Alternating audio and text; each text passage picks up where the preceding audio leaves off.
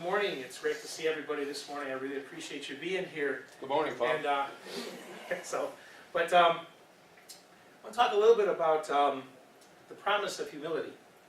And perhaps you remember this song. It was by Mark Davis, and it started out, "Lord, it's hard to be humble when you're perfect in every way. I can't wait to look in the mirror because I get better looking each day." And I know there's some of you guys that actually probably say that in the morning. And while we laugh about those words, the humbleness that Mark Davis is trying to declare himself to be is actually flawed by the thinking of self-worth, okay, and also attractiveness. He's displaying what we can call an attitude of pride. And while I'm not exactly sure how that actually turned out for Mark, I know that my own attitude of pride has gotten in the way of my life many, many times, even when I was not even aware that it was there. And the consequences that have occurred have not been good. But in some very strange way, it has actually brought me back to reality. So how about you? You know, as a follower of Christ, what we want to be able to do is we want to be able to live our lives as He has showed us. He's the model that was given for us as we live here on earth. But as I wrestle personally with an attitude of pride in so many ways, I need to be able to see clearly in my life, because it has a tendency to sneak up on me. And one of the Bibles and the writer that I really like, and his name is James, he was Jesus' brother. And he speaks so practically. That's what I love the book about James. He speaks so practically, so simply.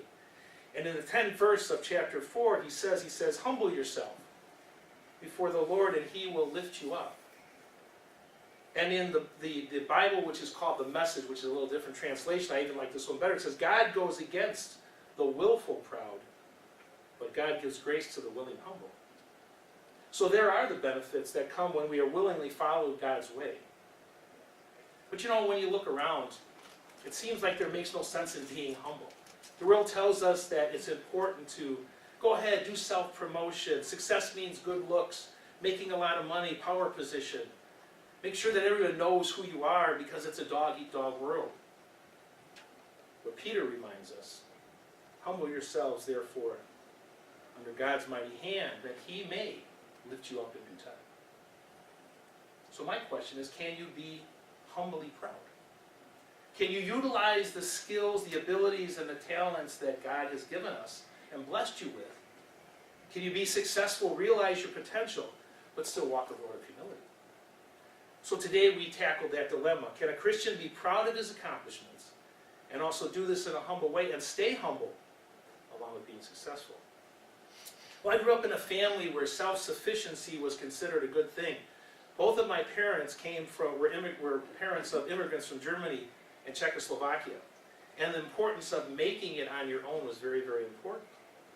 My dad, you could say, was kind of knocked around a little bit with his German parents, and at the age of 14, he decided he really wanted out. So when he turned 17, he actually went into the Navy. He was already buying his own clothes and taking care of himself, basically, so going there was really not much of a problem for him. So 6 years later, he's in the Navy. He's been trained in more like engineering work and things like that. It's 1949. He meets my mother. They get married in 1950. And a few years later, they became pregnant with my sister. I came then a few years later, and then my brother 5 years later after myself. We bought a house in a place on the south side of Chicago. It was called Calumet Park. My dad had, like I said, learned engineering, so he actually was working for General Motors in LaGrange. He actually, within a few years, became a supervisor. He had a very good salary at that time. They had 3 children, a house payment, and life was good for them. The problem was that my dad's past was sneaking up. And what happened was all the emotions and the brokenness that he had from living with his parents was too much for him. And also there was competition between him and his brother-in-law. So he literally left his job. Well, he started in insurance. And after a few tough years, he saw success and literally was in the insurance business with State Farm for 35 years. And I was blessed as my dad and mom were also very committed to the Christian life, which was the foundation that we had in our family. But that spirit of entrepreneurialism, independence, being self-sufficient was also very, very important, especially for my dad. There was this status that was allowed So my parents were able to live a very comfortable life, have many things, and they were also normally a pretty good steward of their money. But their whole focus in terms of their children was the importance of making sure that we make it on our own also. So while I saw the benefits of being self-sufficient, I also saw the benefits of staying close to God at that time. And when I look at Proverbs, we're told to train up a child in the way he should go. And when he is old, he will not depart from it. While we know Solomon was talking there about a relationship with Christ, could this not also be used for learning about the work ethic and why that's important? So, is there anything wrong with being successful? Is there anything wrong with taking care of yourself, giving to others, seeing self-sufficiency and independence as important? And I saw a lot of hard work in my family, self-sufficiency, and then I also saw that relationship, which was important. I saw my parents being blessed. I knew that that is what I wanted, working hard but also getting the benefits of the work.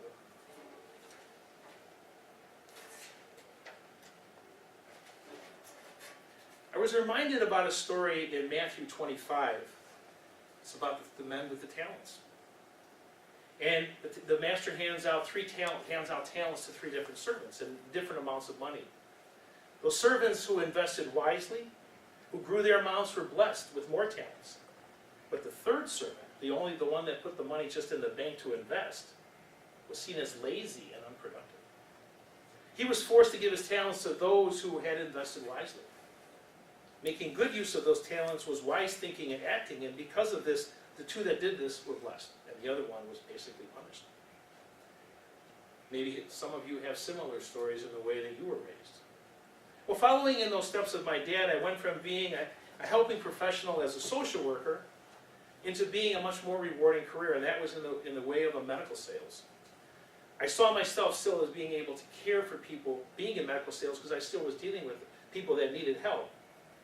But there was many more rewards in sales. Life was good. And perhaps my need for God began to waver a bit.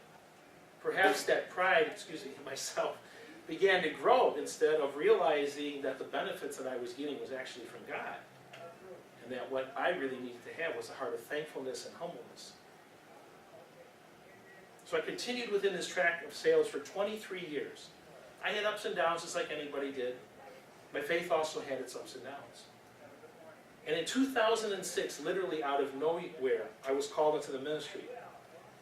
I've been not dissatisfied with my work, but there was something going on early on in 2006 where I began to pray and ask God, is this what you really wanted? What do you want me to do? I mean, I'm fine in my life, everything seems to be going well. But is there something different that you wanted? And when he called me to be a pastor, I was like astonished. I had always been working, I'd always worked in the church. I also felt it was very necessary, held a number of different positions, but never ever in my wildest dreams would I ever think I'd be called as a pastor. So this was both a great privilege, it was very awe-inspiring, it was very humbling, but God wanted me to use me in that way. So while I was in school, Noreen went back to work full-time. I started painting, something that I did when I put myself through school when I was in college. I wrote grants, I did many things because I felt that it was necessary that this calling was so strong. Now, God blessed me with the work that we were doing, but times weren't really that, how can I say this, there were still a lot of financial struggles. Well, with this eventually, in the ministry that I was involved in, I had the opportunity of beginning in a church, and also a position as a Mission Society executive, which also meant that I was going to be receiving a regular paycheck. So for us, things started to get back financially a little bit better. But with this, pride began to creep back into my life. And I'm not exactly sure why. From being focused more on God's sufficiency came my attitude again of self-sufficiency. Part of this, I think, was that I was praised for a lot of the work that I did. The organization that I was working at as executive director, we provided money, we provided management, and we experienced with literally over 20 different ministry sites within the inner city. God was doing great things. God was making things happen. But George was being thanked for this. And I was slowly forgetting this and taking more credit for myself. You know, I wonder sometimes